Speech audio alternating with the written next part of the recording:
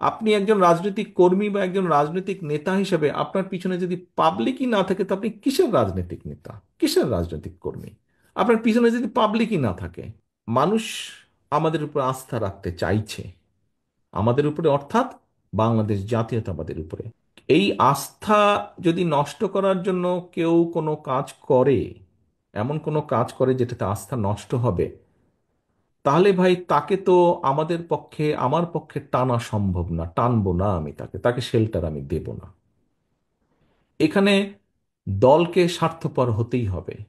কোনো ব্যক্তির কারণে, কোনো নেতার কারণে, কোনো কর্মীর কারণে যদি মানুষের আস্থা নষ্ট হয়, তাকে আমরা ওন করতে পারবো না। বিকজ আমরা বহু ঝড় ঝঞ্ঝার ভিতর দিয়ে আজ এখানে এসে দাঁড়িয়েছি, বহু অত্যাচার নির্যাতনের ভেতর দিয়ে এখানে এসে দাঁড়িয়েছি আজকে আমরা।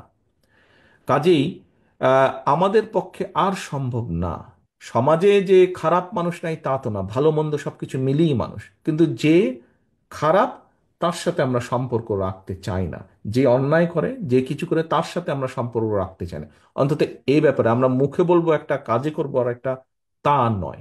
যা আমরা মুখে বলছি, আমরা চেষ্টা করব আমাদের কাজের মধ্যেও তার রিফ্লেকশন বা প্রতিফলন থাকবে। জনগণের পাশে থাকতে হবে, জনগণের সঙ্গে থাকতে হবে, জনগণকে সঙ্গে রাখতে হবে। জনগণ থেকে যদি দূরে চলে যাই আমরা, ওই 5ই আগস্টের পরিণতি কিন্তু হবে। অনেকে অনেক কথা বলবে, অনেকের অনেক রকম থিওরি আছে, অনেক রকম বক্তব্য আছে, থাকাটাই স্বাভাবিক। এবং আমরা সেটা আশাও করি যে প্রত্যেকে প্রত্যেকের মনোভাব তুলে ধরবে, প্রত্যেকে প্রত্যেকের কথা বলবে। এটাই গণতন্ত্রের বিউটি, বা এটাই গণতন্ত্রের সবচেয়ে বড় বিষয়, যে প্রত্যেকে প্রত্যেকের মনোভাব। কিন্তু প্রিয় নেতৃবৃন্দ, দিন শেষে কি? দিন শেষে কিন্তু একজন বেকার জানতে চাইবে তার বেকারত্বের অভিশাপ ঘুচানোর জন্য আপনি কি পদক্ষেপ গ্রহণ করছেন বা করতে চান আপনি। একজন বাবা মা দিন শেষে জানতে চাইবে যে তার সন্তানের লেখাপড়ার ব্যাপারে আপনি বিএনপি হিসেবে, দল হিসেবে সুযোগ পেলে কি পদক্ষেপ গ্রহণ করবেন, যে তার সন্তানের লেখাপড়া সঠিকভাবে হবে, এই ব্যাপারে কি পদক্ষেপ গ্রহণ করবেন।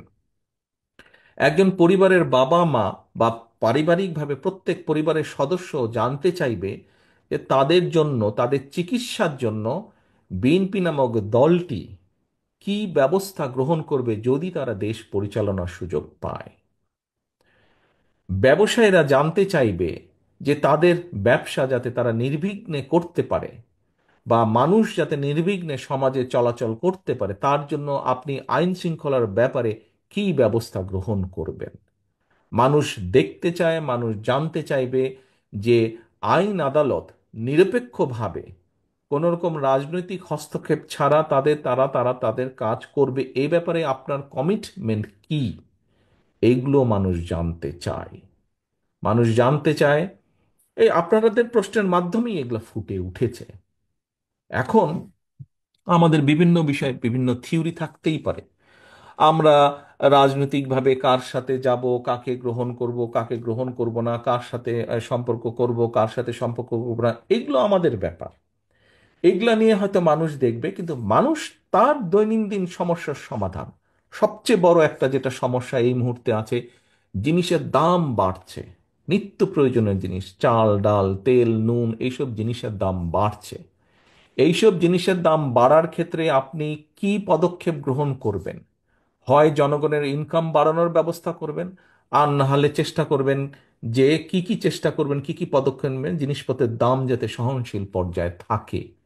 মানুষ এইগুলো জানতে চায় এবং এইগুলো দেখতে চায়। প্রিয় সহকর্মীবৃন্দ,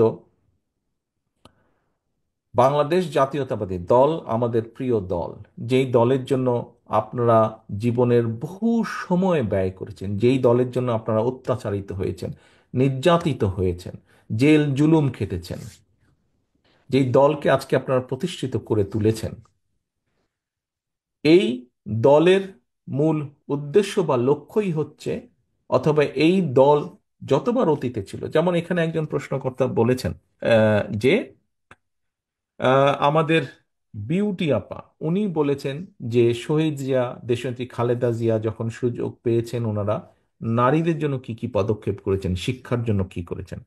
আরেকজন বলেছেন, খুব সম্ভব মৃণাল ক্রান্তি, উনি বোধহয় বলেছেন যে বিএনপি যখন সুযোগ পেয়েছে, এই যে বাংলাদেশে দুটো বড় সেক্টর বৈদেশিক মুদ্রা অর্জনের, একটি হচ্ছে গার্মেন্টস, আরেকটি হচ্ছে আমাদের প্রবাসী ভাইদের রেমিটেন্স, এই দুটোই কিন্তু শহীদ জিয়ার অবদান, এই দুটোই কিন্তু বিএনপির অবদান।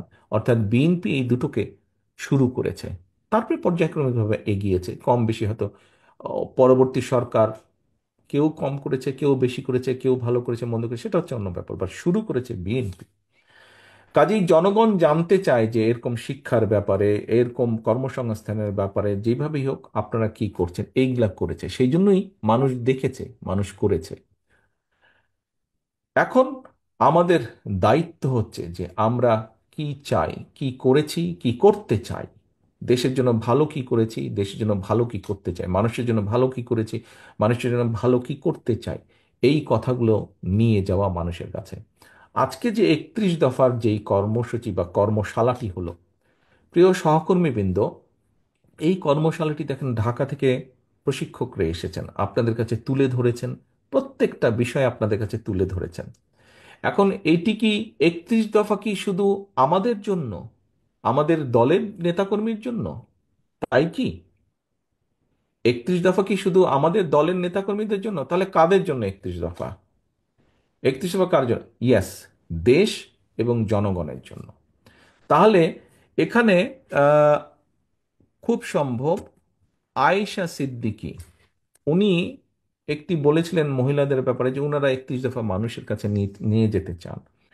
আমি বলেছিলাম যে এটা তো আপনাদেরকে উদ্যোগ গ্রহণ করতে হবে। দেখুন, কেন্দ্র থেকে আমরা 31 দফার বিষয় আমাদের জেলা উপজেলা পর্যায়ের নেতৃবৃন্দ আপনাদেরকে আমরা তুলে ধরেছি, বিএনপি সহ অন্য অঙ্গ সহযোগী সংগঠনের নেতৃবৃন্দের সামনে তুলে ধরেছি। এখন কিন্তু এটিকে নিয়ে যেতে হবে আপনাদেরকে। আয়েশা সিদ্দিকী বলেছিলেন যে আমরা কি করবো, আমি বলছি যে আপনাদেরকে উদ্যোগ গ্রহণ করতে হবে। নেতৃবৃন্দ, এই যে আমাদের দলটি, বাংলাদেশ জাতীয়তাবাদী দল, এই দলটি কিন্তু শুধু একা শহীদ জিয়া নন, শুধু একা খালেদা জিয়া নন, শুধু আমি একা নই, শুধু মির্জা ফখরুল ইসলাম আলমগীর নন, বা স্থায়ী কমিটির সদস্যরা শুধু নন। এই দলটিতে দেখেন বিগত স্বৈরাচারী সরকারের সময় আমাদের 60 লক্ষ নেতাকর্মীর নামেই তো মিথ্যে মামলা ছিল, 50 লাখের বেশি।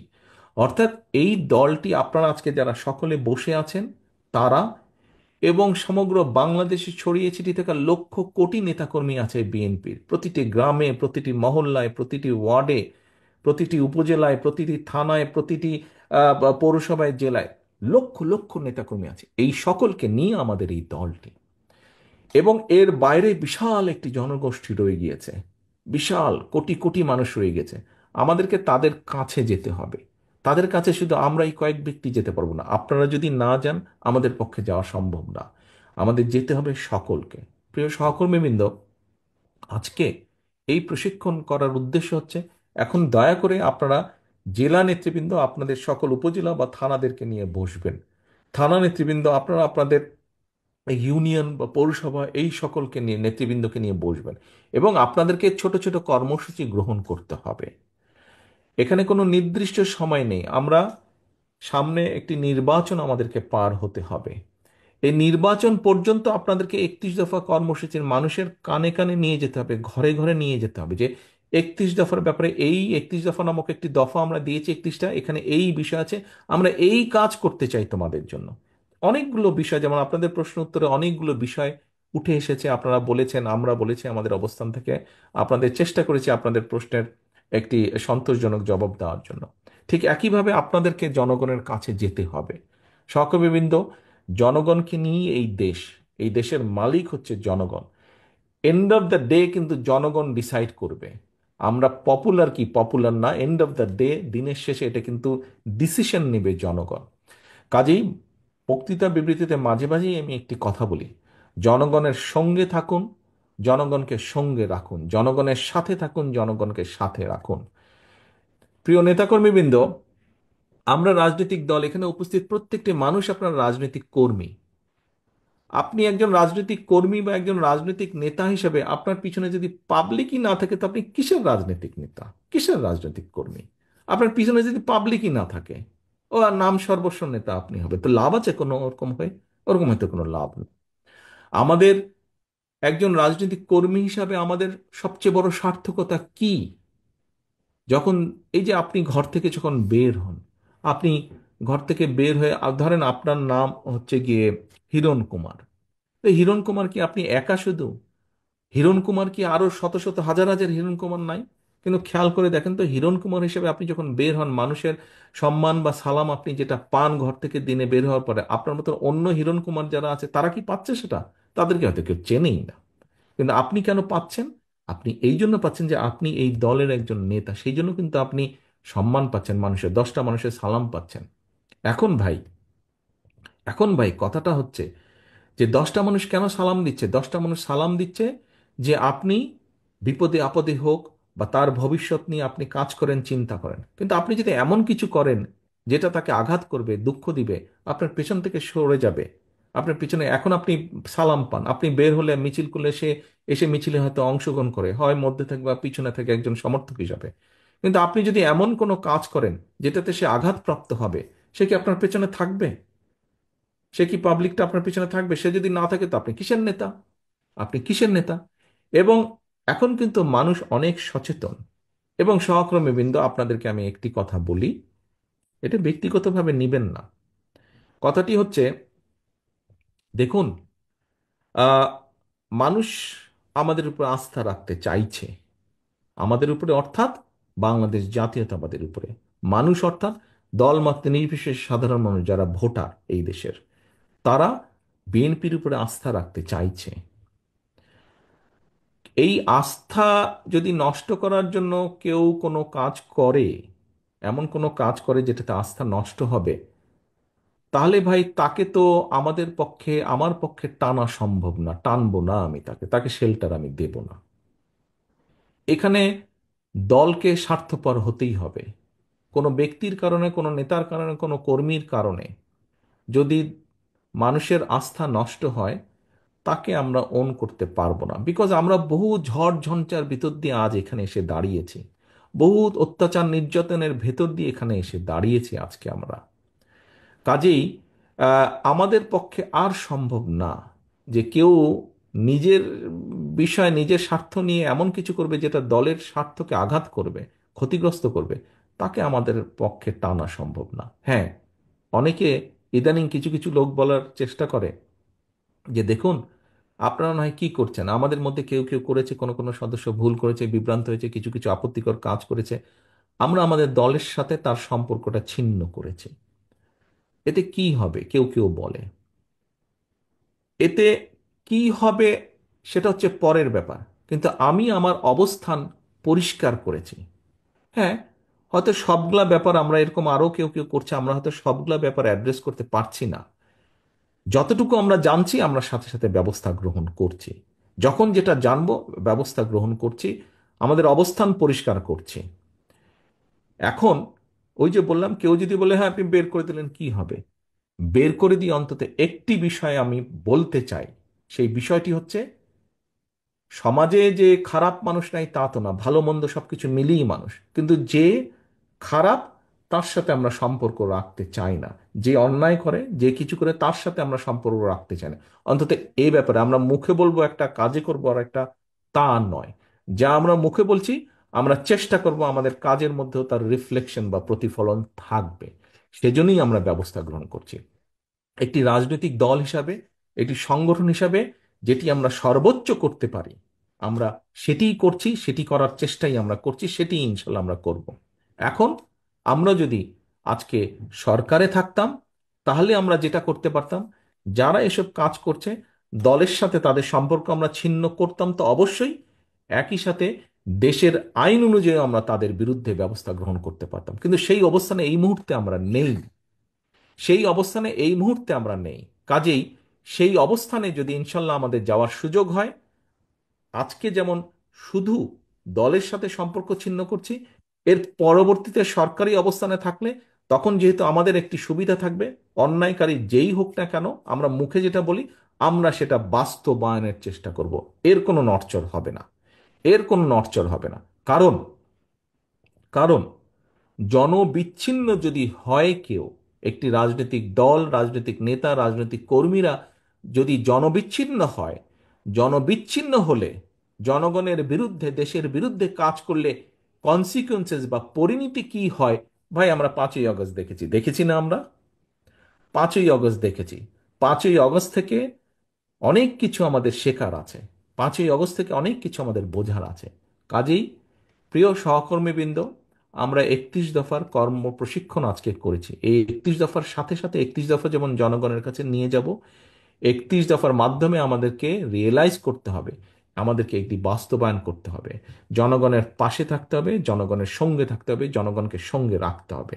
জনগণ থেকে যদি দূরে চলে যাই আমরা, ওই 5ই আগস্টের পরিণতি কিন্তু হবে। 5ই আগস্টের পরিণতি হবে। কাজে 5ই আগস্টের পরিণতি থেকে যদি বাইরে থাকতে হয়, যেই রাজনৈতিক দলকেই বাইরে থাকতে হোক না কেন, তাদেরকে জনগণের সাথে থাকতে হবে, জনগণকে সঙ্গে রাখতে হবে।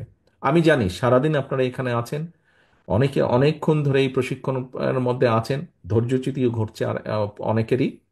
কিন্তু আমার আর মাগরিবের টাইমও হয়ে গিয়েছে, আমার বক্তব্য বাড়াবো না।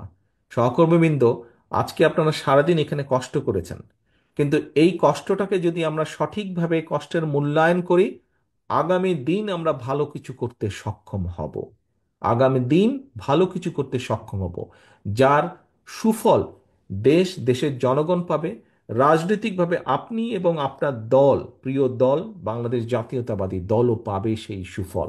কাজে আসুন, সেই সুফলটা যাতে দেশ যেমন পাবে, দেশের মানুষ যেমন পাবে, একইভাবে রাজনৈতিকভাবে সেই সুফলটা যাতে আপনি এবং আপনার দল পেতে পারে, আমরা সেই শপথ নিয়ে আজকের এই অনুষ্ঠান আমরা শেষ করব। সেই প্রত্যাশা রেখে আমার এখানে উপস্থিত প্রতিটি নেতাকর্মী এবং আপনাদের মাধ্যমে যা আমি তাদের কাছে এই মেসেজ পৌঁছাতে চাই। আমার যে সকল নেতাকর্মী আজকে এখানে উপস্থিত হতে পারেন নাই, তাদের কাছে এই মেসেজ পৌঁছাতে চাই যে সেই সফলতার প্রত্যাশা রেখে আমি আমার বক্তব্য শেষ করছি। সকলে ভালো থাকবেন, ইনশাল্লাহ সকলে সুস্থ থাকবেন। আল্লাহ হাফেজ। বাংলাদেশ জিন্দাবাদ।